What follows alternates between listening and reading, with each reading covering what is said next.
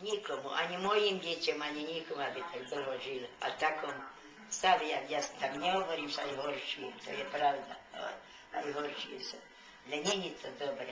Ale v takomto stave, keď človekovi funguje mozog a príde ti na rozum od samého začiatku ten tvoj život, Bože môj, koľko som len všeličoho prežila, Kriste, Pane dobrý, od mojej najmenšie maličkosti. Ale vždy som išla dopredu, ja to hovorím, minule mi to tak prišlo na rozum, že musím mať tá sila byť voliaka, lebo hovorím, ja aj pri tom páde, ja padám vždy medzi. Keby som tak padla na niečo, tak rozklepem si hlavu, alebo ostanem žobrák, alebo ma zobere. Ale vždy medzi.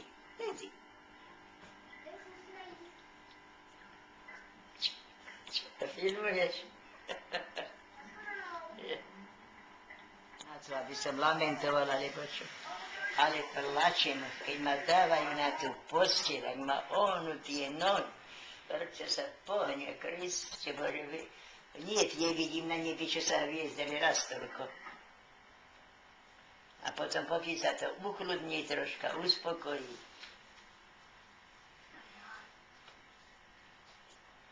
No ale čo by byli robiť?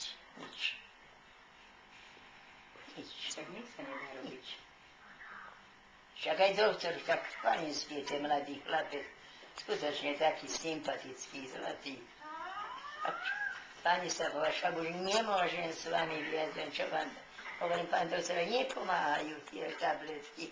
Nepomáhajú, hovorím, plný žalúdok, naftajú mi 8-10 ráno aj večer, na obed len 2. A ešte viac mi pokazia ten žalúdok. A už vie, teraz už dávno nevypila som si z plnej koniak. Aj by som niekedy chutila, a nechcem sa si na to tak zvyknúť veľmi. Ale však aj to. Keď bol Pište, naposledy ten mi doniesol. Tam je, áno. Ale vyčerali. To sa prakticky. Ale nemohli ju ja poznať. A museli, pravda, odísť, lebo však pravda často nie. A potom ona s tým psom malo, lebo to vracalo chudiatku, všetko to malo. A ja si ma, lebo Pišta bol doma tedy, na dovolenke. A hovorí, však ja pôjdem s vami po Nový Zám, ja vám pomôžem. Prichádza náš vlak do Nových Zámkov, kričí rozhlas, že Praha rýchle ide. Tak skudák, ale ani sa nestačil poriadne, rozhodne utekal národ. A ja hovorím, deti mňa teraz čo? Tak potom Pišta pomalečky prešiel na ten vlak, kde teda nastúpiť. A ja som s tými dvomi deťmi tie balíky, keď ich nebolo 20, tak ani jeden. Lebo nakúpil, hovorí, tedy pravda bolo po tej revolúcii aj Maďarsku, nič nemali. Tak všetky malé elektrické potrebiči a také aj šeličo, postielnú bielizy, na deti. No hovorím, no Roma, celý kopel, a som hovorím, ešte sa však radovali, ešte bol nás. Hovorím, ja príde domov, hneď mi zavolaj, či ako ste prešli. A nebola to Božia pomoc. Do takého vagónu sme natrafili, kde jedna delegácia rumunská cestovala domov.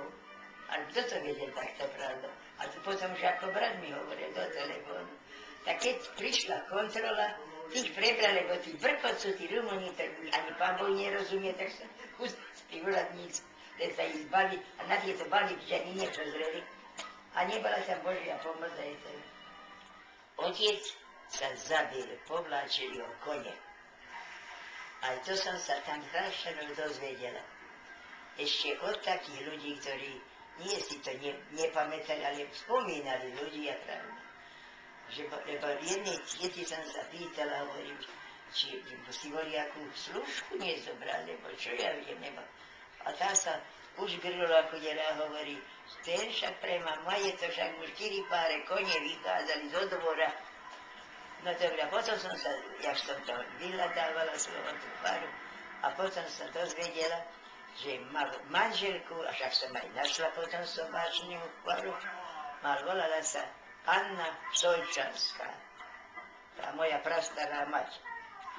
No a tam boli tesárských mienov boli sobášení.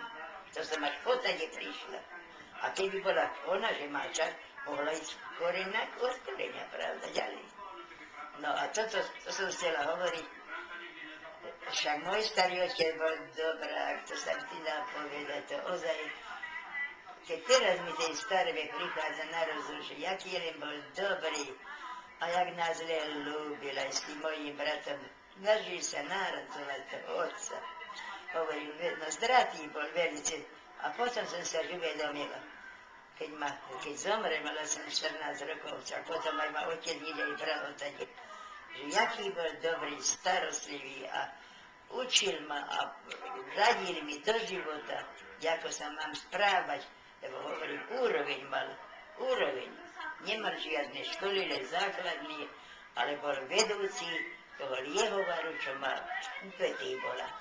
Tá budova ešte aj teraz stojí. Ten Petý starý zriadil Liehovar, aj od starý. A starý otec, keď sa to stalo, tak aj tí jeho, oni kamarádi otcovi, lebo veľmi veľký plámoš bol, preflákal všetko. Kartovať ľúbil, zabávať sa ľúbil. A keď sa zabili ho kone, lebo vtedy neboli autá, zapriahali mu si len doma dva biele kone mal na to. Do kočiara a tí ho vozili. A tí už kone, že trafili a sožili rozdiel domov. No a vtedy ten deň, keď sa zabil, tiež odvolaktiaľ, to už neviem, odtiaľ, kde bol plámovať. No a tie kone sa museli niečo naplašiť. Naplašiť.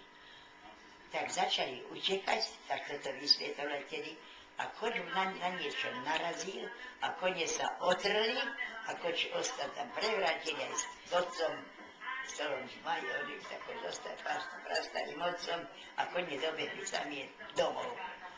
No a potom, pravda, však zimal von doma, však je to i takej, one hospodárini voľako, čo ho čakali, keď takto robieval.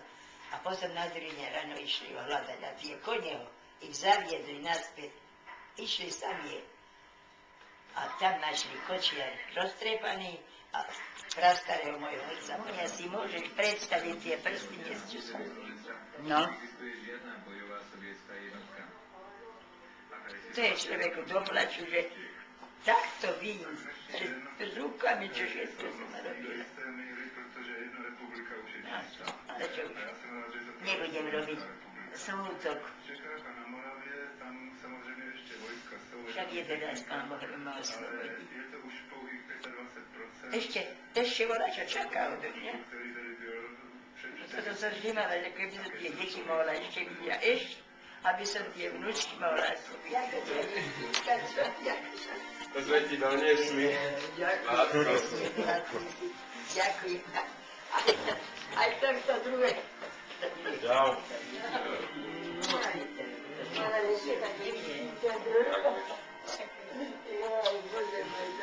Bože môj, tak je to chlapí,